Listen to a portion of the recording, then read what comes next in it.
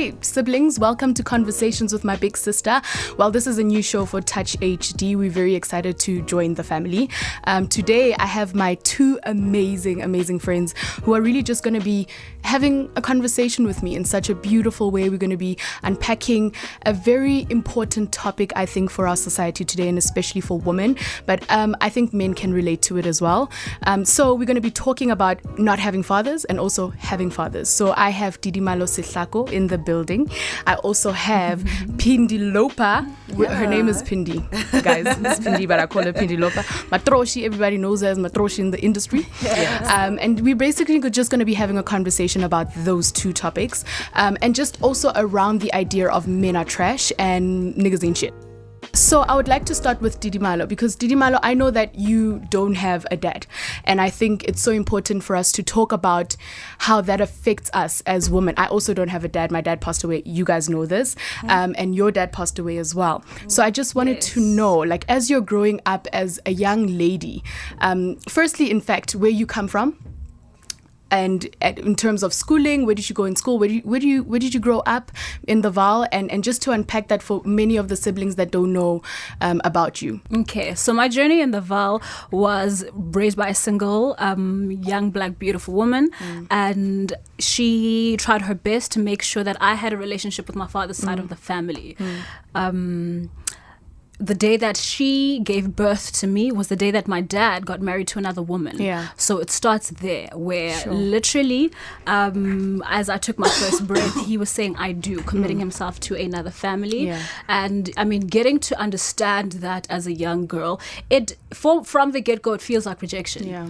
From the get-go, it feels like you were never enough. So in the Val, like I had a beautiful family on my mom's side of the family. They did their best to take care of me, my mom as well. She worked her butt off until she was able to sustain us financially as well as she could. Yeah. And then when I got to just understand my father's journey and understand how the kind of man he was and how he passed, that actually added to the kind of rejection, and that also added to my anger, because I found out that he passed away from suicide. So he shot himself in the head, and then after that he shot his side chick in the head as well, and they both passed away. So for me, I felt like that was very selfish of him, knowing that he has kids and he decided that he wants to take his life. I feel like, number one, weren't we motivation enough for you to live? Number two, do you not feel like you have a responsibility as a father? I mean, like, how are we supposed to, who's there to guide us as a father when you feel like, no, it's best that you leave this world, you know what I mean? Yeah. So for me, I was just like, that was very cowardice, but I was a kid. I didn't understand life as I do now. Yeah. And when I think about it right now, I think I'm more sympathetic towards him, because I feel like I understand various issues that drive adults, especially towards that headspace. Yeah.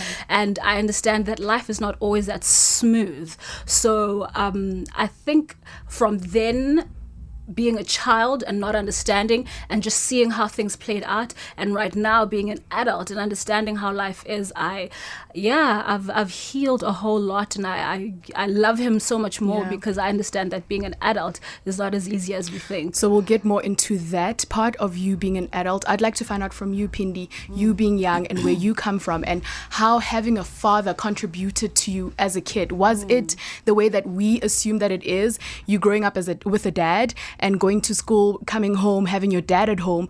Is it the idea that we have in our heads that him being present changes a lot about you, and him being present at that time in your life as a young kid? Okay, so I'm from Soweto. I grew up in a township or location, whatever we call it now, called Protea North. And that was like, the upper echelon of Soweto, where all the doctors, the lawyers, the nurses, the teachers stayed, So if you live that side, in the black community, you've kind of made it. Yeah. So my mom, being an education warrior and business and work ethic type of woman, took us to some of the best schools for the best education, and that was Linksville Primary School, all the way in the east. So it was literally an hour and a half from Protea to Linksfield every single day. And then high school for my brother and sister was Sandringham. So it was literally, he'd wake up at 4 o'clock in the morning. This is dad or your son? This is dad. Okay. Wake up 4 o'clock in the morning, get everybody ready with my mom. My mom was working a 7 to 7. So she's also out of the house by 5, you know. And he would literally drive us to Linksfield Primary School, drop off, Sandringham, drop off, and then drive back to town where he was a labor lawyer at the Rissock Street, you know, at the Department of Labor. And after school, again, pick up everybody and drop us back off in Protea, you know. And my dad was that guy. I grew up as a daddy's girl. I grew up as a little girl thinking my dad could never go wrong. My dad could never do wrong, you know. And this was majority of my childhood until I don't know what sparked. I think it was just realization and putting things together as a little girl to be like, no man, this is not making sense. Why is he acting like this? Why is he talking like this? Why is he being like this to my mom? Why has he changed, you know? And it took a lot of growing and maturity to make me realize that my dad wasn't perfect, you know? If anything, he turned into a monster in my eyes, you know? And this is now going into like 16 years old in high school. And now you're more cognizant in a way. And now I'm more cognizant. I'm in boarding school. I'm at the National School of the Arts. And I just realized all the things my mom has been doing quietly to make this house look like a happy home, to protect my father in our eyes, until she couldn't anymore, because then he started revealing himself. So my dad suffered from, I like to call it a disease because I feel like it is a disease. It's alcoholism, you know. My dad would drink literally from the morning until the next morning. And these episodes he'd have like, I'd say half of the year. This is him, literally 6 months, morning to morning, morning to morning. And then the next 6 months, he's the perfect dad again. So it was literally a mind trick, because when he was sober, he was perfect. When he was drunk, it was monster time, you know. So growing up, I've had to learn how to accept that the expectations that we give our partners, friends, siblings, parents needs to be controlled as much as the expectations we give ourselves, you know. And I had high expectations for my dad from a very young age, and I was like, he could never do wrong. When he didn't meet those expectations, the disappointment came in. And now at the age of 16 going forward till now, it's literally on some, I actually did not know who you were the whole time, you know, because it was a perfect picture. Was it a thing of like you needed to start again in terms of your relationship with your dad? Did you feel like you have to now, were you taken aback and you felt as though you needed to? I really did, because he is blood and he's somebody who's so close to you and he is your father at the end of the day. My mom, the option of divorce never came to play. You know what I mean? She's like a hectic Christian. I like to call her the vice president of Jesus. So things like divorce and separation and lawyers and police, affidavits, courts were never her thing until I had to step in and be that person for her. You know? So it was more of a starting another relationship with my mom than it was with my dad. Because now I had to look at things from her eyes to say, all this time you've been doing this, you literally have been paying school fees for 4 individuals by yourself. That is so hectic. Okay. And this is a man that literally lives under the house. And because he was taking me to school, I was like, daddy's girl. You know what I mean? And I'm just like, that's not life. You know, dropping off and whatever. Yes, it is a good contribution. But life is bigger than that. And I feel like he failed us. He failed us in a very big way. But at the same time, that was my dad. You loved him. I did. Well, I do. I mean, I do. It's just a matter of growing up, accepting and controlling what you can and letting what you can't go. You know, moving on, accepting and literally living, because he's not my husband. He's my father, you know, and I can't divorce my dad, you know. So I found myself in places where I even tried to forced my mom to divorce my dad, forced my mom to go to the police station, you know what I mean? Forced my mom to get a restraining order. It was that bad. So with what you just said, do you feel as though women, especially black women, play a role in men falling short, based on what you said? And did you feel some sort of a resentment towards your mom and a bit of anger towards your mom? Do you think she contributed a great deal to your dad being... everybody has got their roles in life, and your role in a friendship, your role in a marriage, your role in a sibling relationship, everybody has their role to play. But I really feel like you can't take responsibility for people's actions. I agree with you. I agree with you 100%. Yeah, so we can't blame the next person on the other person's actions and take that responsibility and make it yours. Did she have a role? 100%, but what role was it to be his wife? So if you're not fitting in and you're not being the person that I need you to be for my family, what happens then? Should I just sit back and just say, okay, carry on as you were? No, of course she was angry. And I was angry at her because I was like, get out. Get out. You don't need this. And she was just like, no. And just to add to what you're saying, for me, what makes me so angry in society is that women are always expected to be the one who swallow their pride, to be the one who cleans up, to be the one who take responsibility, to be the one who fixes the home, to be the one who actually puts everything together. And I'm saying, who does that for us? And when do we do that for ourselves? Why is it that the expectation is always the woman? So for me, that's the only problem I have with, does the woman have a contribution towards it? That's unfair, because she needs to take care of herself before she can actually take care of her husband and kids. Because if she's not in her right frame of mind, then what kind of a mother is she? What kind of a wife is she going to be? So that I have a fundamental problem with. And just speaking about that, then I just would like to understand about your industry, especially now you're in the media industry and you're doing presenting, and if you can unpack on that as well, what you do exactly in the industry. But how does that, in that industry, like having to relate with men, do you feel as though that is also the case in the industry? Do you feel as though how men treat women in that industry, do we contribute to how they mistreat us, how they Harvey Weinstein us, how they expect you to give them a certain part of yourself for you to potentially get a role or get a position? In that essence, are you able to just unpack that for us as well? What industry are you in, though, first? I am in the entertainment and media industry, and coming again to the point of disagreeing and not being very uncomfortable with the whole, do women contribute to being objectified, essentially, because that's what we're saying. We're not saying we're questioning that. Yeah, well, that's what we're questioning. Yes, that's what I'm saying. Yeah. I disagree with that, because from the get-go, society is very patriarchal.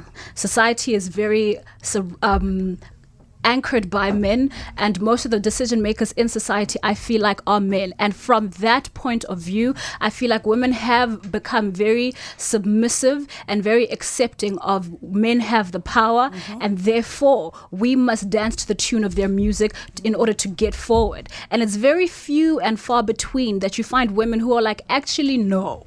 What I'm going to do is prove that my talent can get me somewhere. Actually, no. What I'm going to do is work my butt off and make sure that even if I don't have a male ticking my boxes saying that, yes, you are good enough, you're going to get ahead.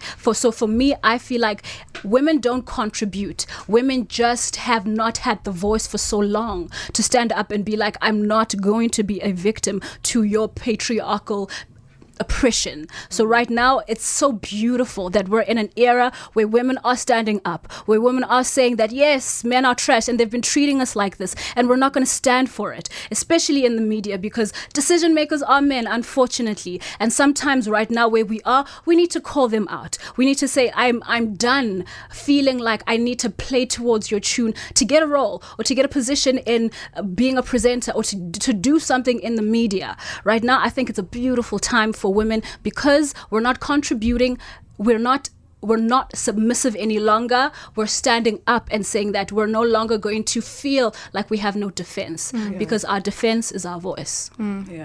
What I respect out of that is that you're actually an example. I think the women in this room, I could say, we're all examples of women who've stopped asking. We've literally stopped asking and we've taken action and we're taking, because it used to be be a submissive, ask, be nice, be patient, be quiet, stand still, and you'll get what you want. Listen to me. I know best. Exactly. And the women in this room right now, I know that we all have big dreams. We all have big goals. And this is the example I'd like to set for our younger sisters out there is stop asking, start creating, start doing, we all have projects around this table where we've literally picked something up from nowhere and we're literally grooming it and molding it into something because we're tired of asking. Yes. You know what I mean? Yeah. You walk into a big boardroom and yes, it is 10 black and white males around the table, and all you have to do is ask, be nice, be elegant, be ladylike. And for me, I feel like because we're ladylike and elegant and we look pretty, it feels almost like we are contributing towards men taking advantage of that because all we know is silence. And 100%. For me, it's exactly. And right now, we're unlearning that. Yeah. Hi siblings, you still with Conversations with My Big Sister. So as you guys know, we are really unpacking the whole conversation around not having a father and also having a father and how that has affected us as women in relation with men, with community, and so on and so forth.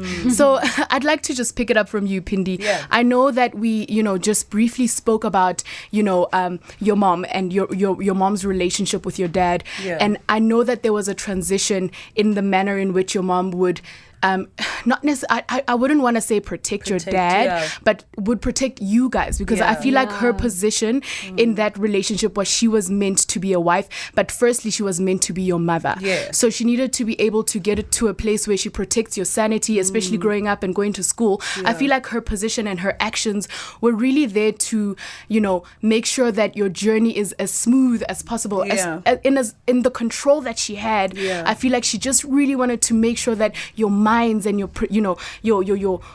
growth at school, wherever it may be, was to protect that. 100%. And was that what it was for you? If you look at it now, it really was, and it's actually like so hurtful now that I think about it because I'm getting little flashbacks, and I'm just like, as much as I was a kid, I wasn't stupid, or naive, but I wanted to play oblivious because I wanted my dad to be that hero, Yes. My mom knew that I loved my dad. She knew, like, I'd literally spend the whole weekend with him, wherever he's going, And I now feel like, yes, it could have been a thing of you protected him, but you're absolutely right. My mom was protecting us as the kids. And growing up, we literally had to find things out on our own accord because it really wasn't any of our business until we had to make it our business, because once you know what you're going to do. And as a kid, if your mom comes to you and says, okay, your dad is trash, he's not paying the bills, wada. Okay, and then how's that helping the situation? So what? I'm still going to school tomorrow. I'm still in grade 7. You know what I mean?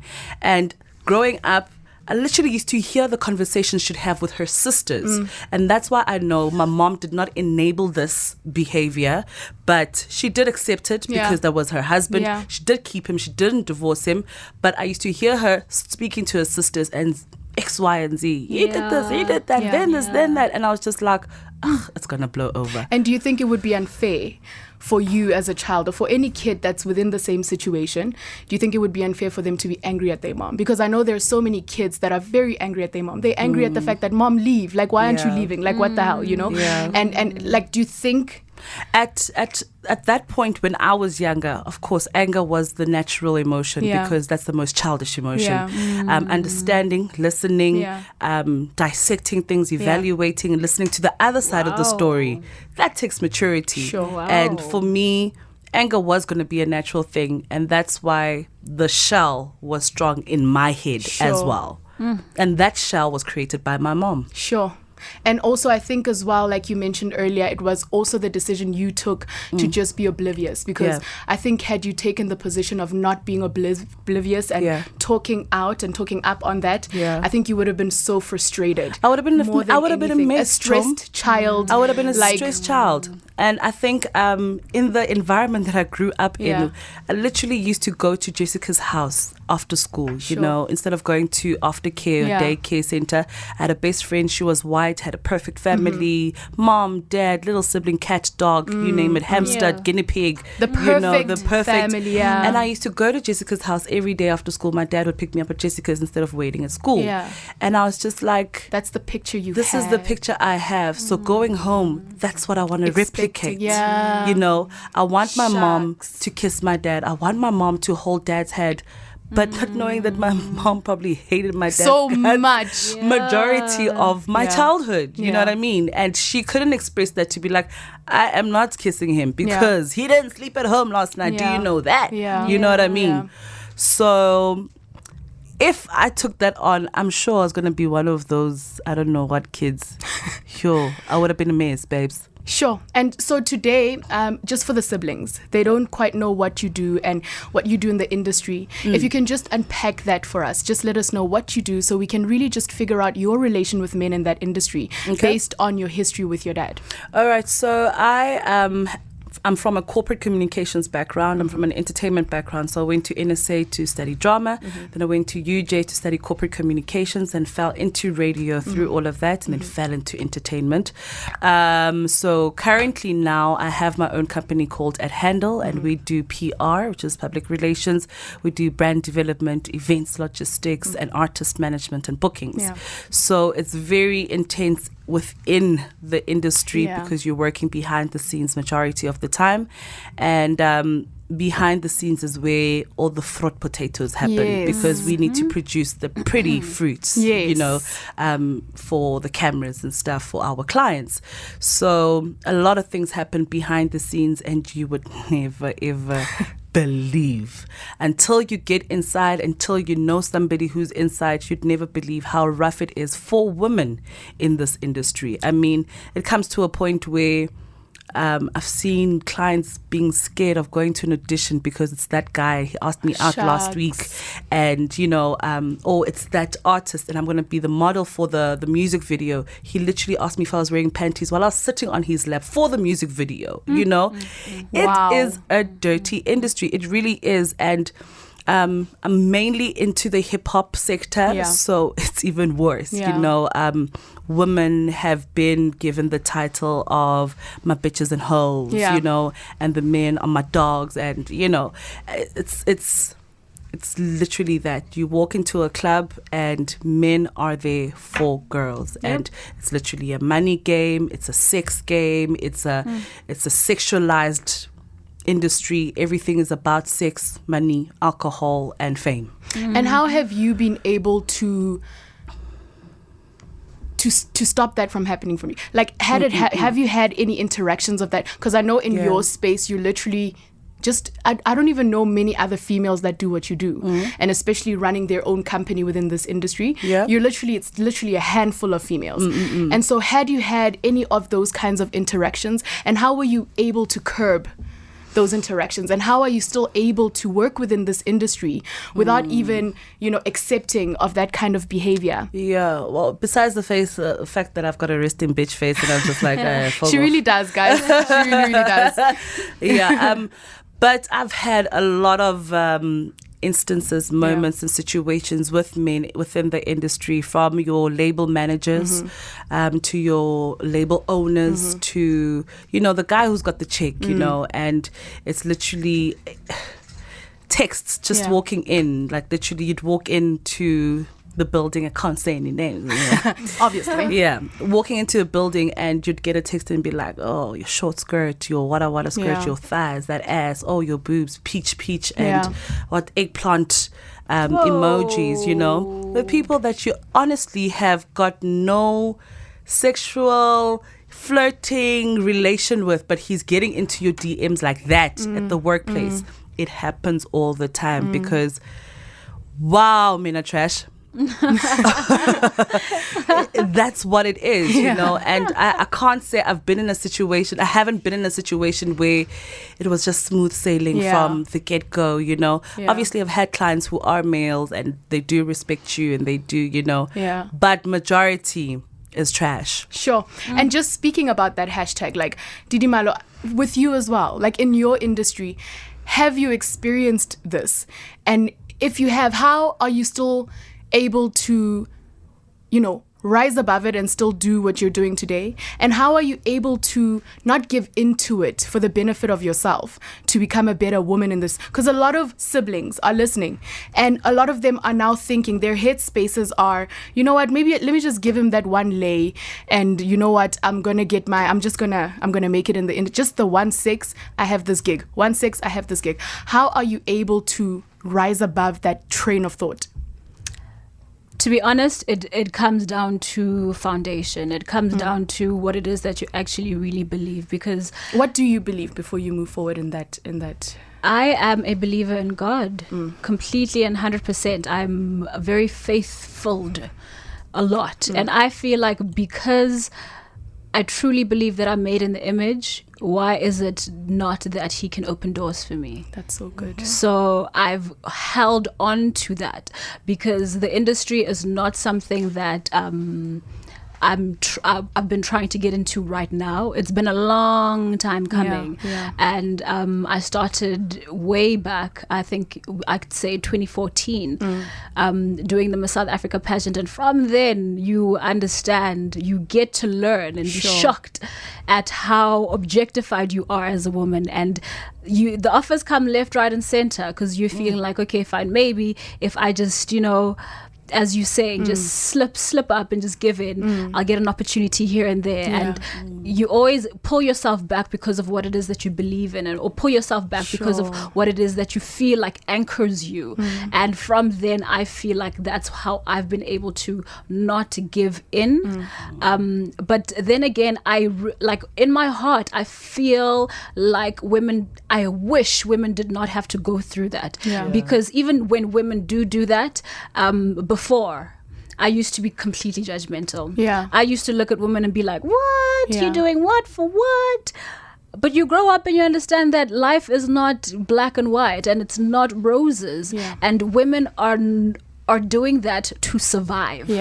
They want to. It's sad that that's where we are. That's my thing. Like that for survival. For me, that's what's so sad. Literally. To survive, they're not doing it because that's their personalities. They have or to it's do fun. it. Exactly. And for me, that's that point where you stop being judgmental as a woman and you understand the plight of another woman. You don't do that. Because yes, we want all of us to have a certain moral standing. It would be amazing. Do you think also, I'm sorry to disturb you, do you think also sometimes is it the idea of I'm going to get it fast? Like, do you think for you, is patience a major thing in your life in terms of not falling for the trap?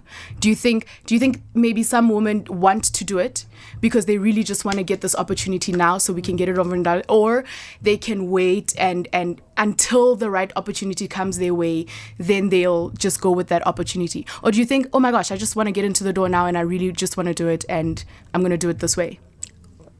I don't know. I think it may contribute. I think some people may be like, I really wanted to be immediate, that instantaneous shoot to the top, and next thing you know, you're the it girl everywhere. And maybe that is some other women's motivation. But what I can tell you, for me, it's been one decision at a time. It's been it's been in each and every moment. I've just thought to myself that maybe just not this time. Maybe the next one, that will be the right opportunity. Maybe let me just lay it off, you know. So for me, I haven't been like, yes, I'm a patient person. Patience has it's just what my journey has showed.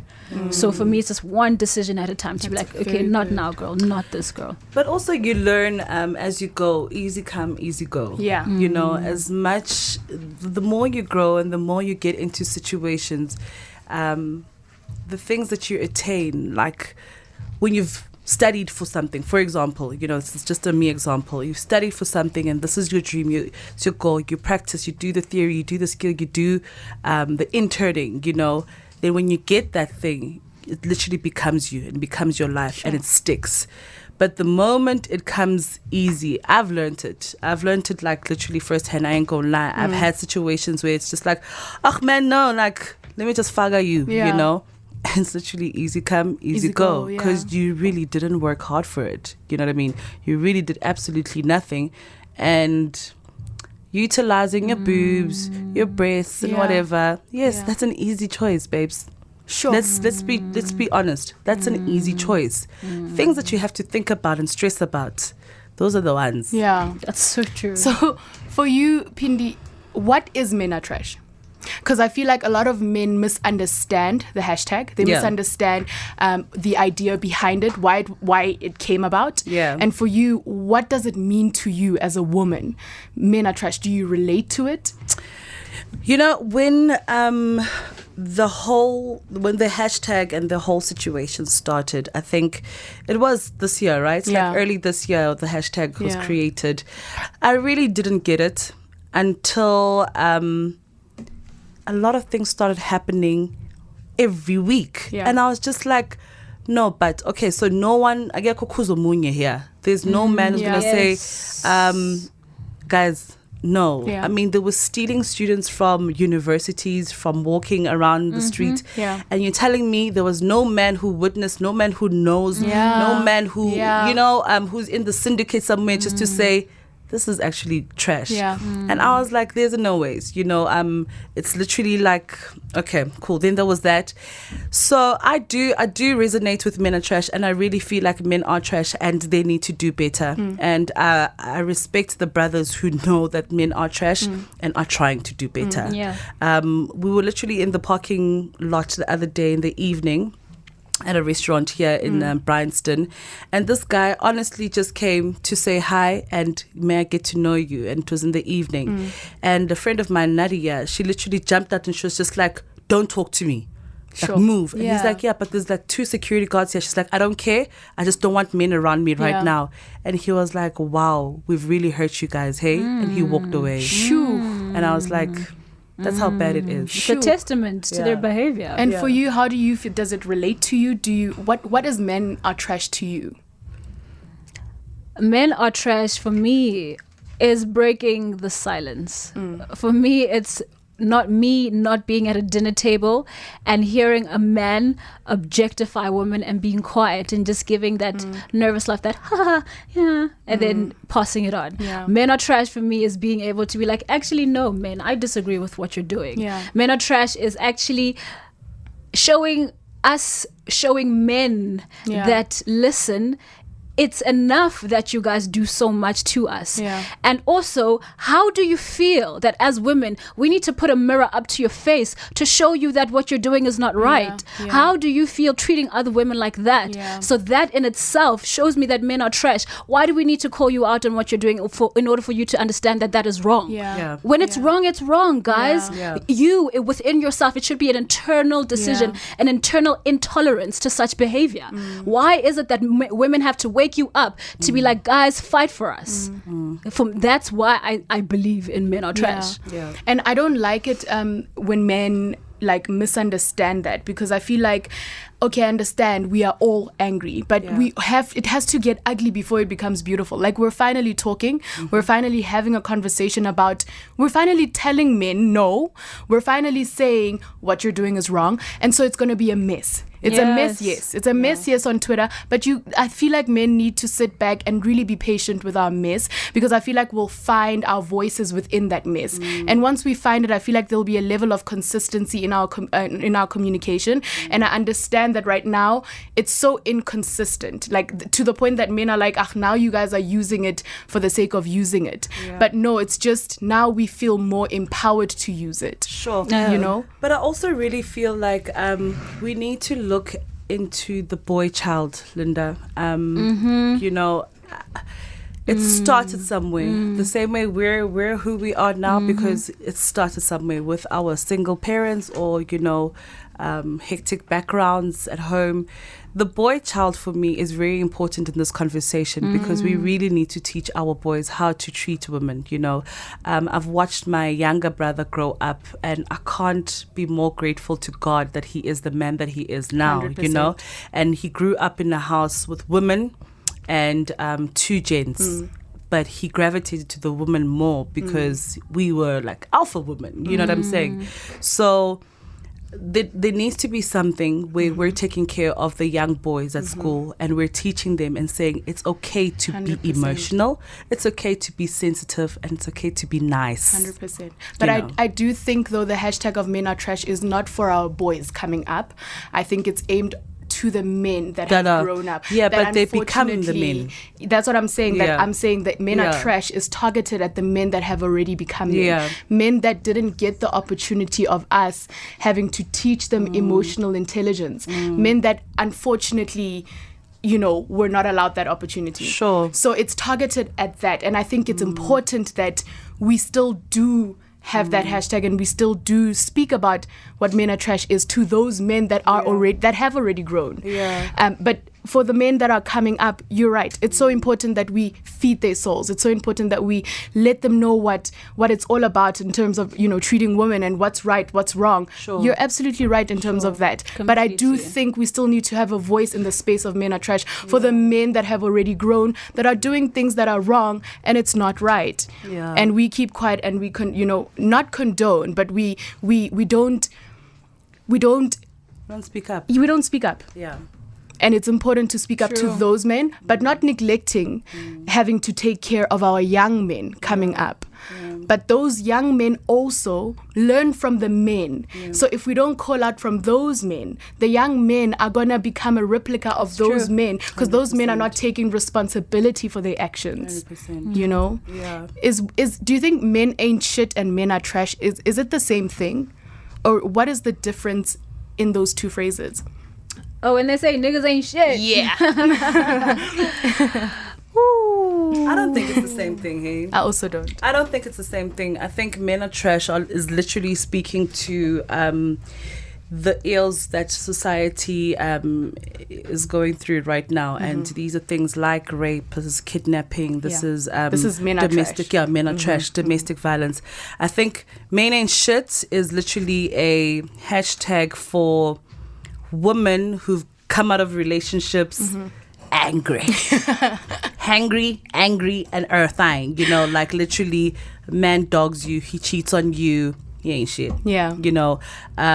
Just guys not fulfilling their standards in a relationship. Well, the standards that women feel like they should be living up to in a relationship. What are those standards, you think? I think they're different for every woman. Okay. Like if a man cheats on me, Tidimalo might feel like I'm not leaving him because he cheated on me. And I'd be like, oh hell no, he ain't shit, I'm out. So different standards, different strokes for different folks. But Men Are Trash, same thing. Rape, no. I can't say no, it's okay. You can't have those two. There's no argument. Rape is rape, it's wrong, no.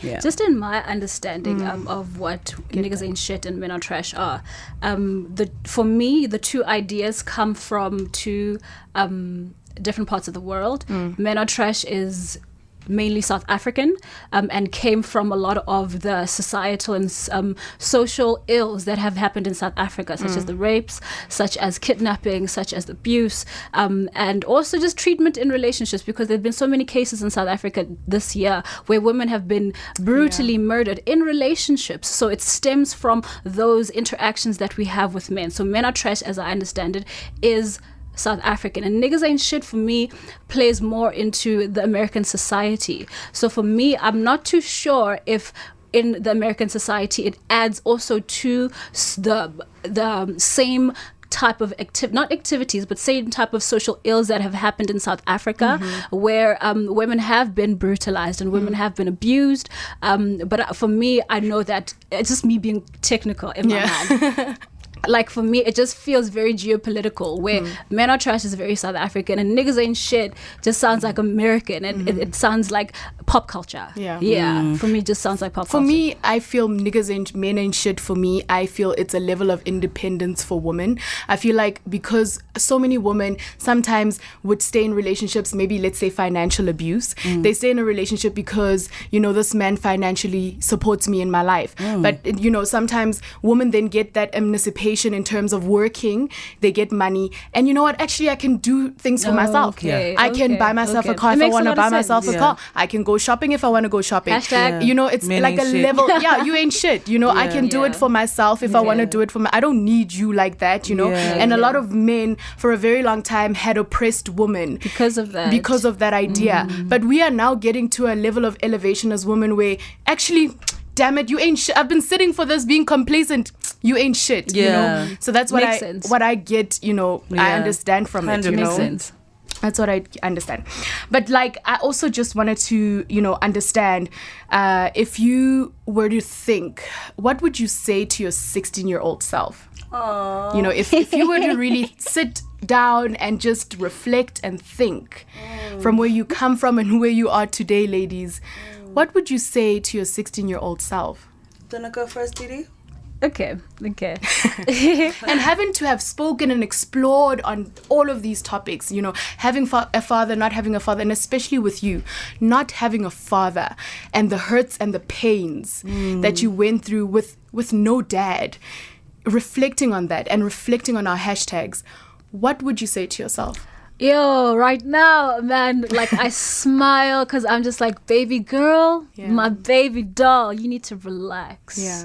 Because the world is really your oyster. Sure. I feel like I would tell her that the traumas that you are experiencing aren't there to scare you. They're not there to paint the world in a certain picture. They're just there to make you aware of your strength. And therefore your perspective in life should be that you are strong enough and you are able to. Your traumas aren't there to deflect who you should be or to make you hold back or to make you cocoon. So that is only there to show you a representation of how strong you are. And relax, the world is your oyster. Oh, that's so sweet. That's so beautiful. Can I keep mine short and simple? Yes, you may. I would tell the 16-year-old Phindile, relax, it ain't that deep. It's funny how we're both saying relax. Yeah. Everyone in this room, I feel like, would say 16, relax. At 16, the hormones, life is so hectic. It's so lit. Oh my God, oh woe is me. What am I gonna do? This boy doesn't like me. I've got pimples on my face. My daddy don't like me. Oh my God, relax. It ain't that deep. And your 20-year-old self? Because I feel like those two different stages. Like at 16, you were thinking about things like that boy doesn't like me. At 20, you're thinking about what am I going to do? What am I destined for? What's my purpose? What decision 20, should I make? I want to tell Phindile, keep going, you're on the right track. Sure. Yeah. Completely. Actually, completely. Yeah. Like, honestly, I'm coming back to relax and keep going. Sure. Because for me, it's just like, there's too much anxiety that comes into place. Just relax and just keep going. Keep going. Sure. And do you guys think I just wanted to ask you this one as well in terms of when you are 20, 25 to now going to 30, do you guys think we have judged ourselves and oppressed ourselves so much as women that we're not able to think freely for ourselves? Yes. And do you think there's something that we can do to relinquish our minds from oppressing ourselves before even the next person does? Yes. I think we judge ourselves a lot, and sometimes the people we put certain people's voices in our minds that are not that important in our lives. You need to really audit who you listen to and audit all those voices you deem important because those end up being your voices of judgment to yourself. Yeah, I agree with you. And I also feel like we've set such high expectations for ourselves because of social media, the movies we watch, pop culture, and, you know, things that we see or deem as cool, and this is what I want to be. There's nothing wrong with being ambitious, but there's a syndrome, I like to call it Abantu Bazotini syndrome. That syndrome, for me, I'm just like, it's killing us one by one because people literally demotivate themselves in a split second. You know what I mean? And also this Black Twitter, thing that's going on right now where being negative and mean is so cool. I'm just like, nah, remove yourself from spaces where you feel like you don't belong. And as soon as it's dark, it's negative, you don't belong there. Sure. Okay, so this is the final question, guys, as we wrap up this conversation. In the beginning and from the beginning of the conversation, we've literally been talking about having dads and not having dads. And you, Tidimalo, not having a dad, what do you think you would want to say to your dad today? If he was around and he was able to hear you and hear you actually literally talk to him, what are the things that you would want him to know? This is so... It's so important and so scary because literally for the past week, I felt his presence so much. That's amazing. And all I've been saying is, Freddie, Dad, Daddy, I forgive you so much and I love you so much. Sure. Rest. That's amazing. And your dad is alive. If he was tuned in, listening to this conversation, what have you been wanting to say to him for the longest time? And what would you like to tell him today? Thank you, because I really feel like that is necessary, because there needs to be, we need to close the loop, so thanks for that, Linda. One, I tell my dad that I'm very proud of you. It's been a month now. My dad has become a born-again Christian. Sure. Wow. He's been going to church with my mom. That's amazing. And he's really trying his best. You know, he's off the alcohol. It's been a few months as well. And really proud of you. Keep going. We really believe in you. And don't go back to the dark side. We love you as the sober daddy. Oh my God. Oh man, it's a beautiful transition. Yeah. I mean, I feel like I wanted to wrap it up with that, but now you raised such an important thing, spirituality. This could be the end of our conversation in terms of just wrapping it up with what is the importance of spirituality in a person? Because like you said as well, you mentioned it earlier, the thing that always brings you back from not falling for things is your level of spirituality, your foundation in that. Why is it so important, and how does one facilitate that? For me, you need to know where your power comes from. You need to know you. As soon as you know your power, no one can take it away. Sure. And knowing you is your spirituality. That is it. See, for me, I was raised in a home where literally God is number one. And your soul is almost empty without that faith, that spiritualness, that Holy Ghost, and that's how it's a personal thing, and that's how I've been raised, and this is what I believe, and this is what works for me. And hearing that message over and over again, because my mom has done a very good job of repeating the same message to me for 29 years, guys. You know what I mean? And it's never stopped. It's always been consistent. She's never flip-flopped. She's never sit back, It's been a consistent message. It was only a matter of time for my dad to come to grips with it. You know what I mean? For the fact that she said, I'm not going to give up on this human being. Uphethe usathane khona manje. Ngizomkhipha usathane, sizomthandazela, and uzoba right. Poor Satan. And honestly, everything that's happening in our lives right now as a family shouldn't be happening. We grew up against the odds. Everything was too far. Everything was too expensive. But if you look at my siblings today, you look at my parents today, I'm like, wow, that's God. Wow. That is God. Nice. Like there's no explanation. There's no explanation. Amen. There's no explanation but God. Yeah. That's one thing I understand as well. And I heard somewhere that, you're made of two things. You're made of a spiritual man and you're made of a physical man. Yes. You need to feed your spiritual man more than you feed your physical man. Because the more you feed your spiritual man, the more you come into grips with who you really, really are and what you really should be doing. It's almost like you get like a clearness in your spirit of the kind of position you go, you're supposed to be, taking. And also, it's almost like when you feed your spiritual man, you literally, what feeds your spiritual man, it's so many different things. And I know with you do a lot of meditation, a lot of yoga, a lot of, that's a couple of things feeding into your spiritual man, and with you it's prayer, it's fasting, it's all of those things where you eliminate anything physical that would, you know, deviate you from your spirituality. 100%. And a lot of the things that feed your physical man is your Instagram, it's your social media, it's the things that make your ego feel good. You know, those are the things that feed your physical man, that they detach you from your authenticity, and for you to even be authentic and real anymore. For sure. You know, and those are the things I think if any of you guys siblings wanted to understand how you can feed your spiritual man more than you would your physical man, I think it's important that you do take some time off social media as well, like delete it for like a year or a month, not even, okay, maybe a year is a bit steep, but a couple of months just to take a break and really figure out what is your spirituality, what is the sense of you. And I think that's literally one of the ways that you could do it.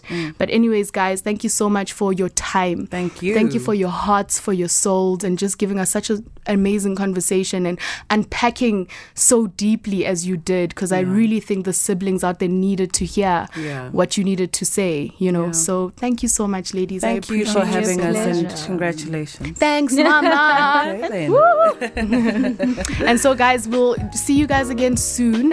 We'll hear from you guys and see you guys soon. Please also, if you can just, you know, mention us and also just talk to us. We want to hear from you. What other conversations you'd like for us to have? What would you guys, you know, want to hear? And who would you want us to speak with as well?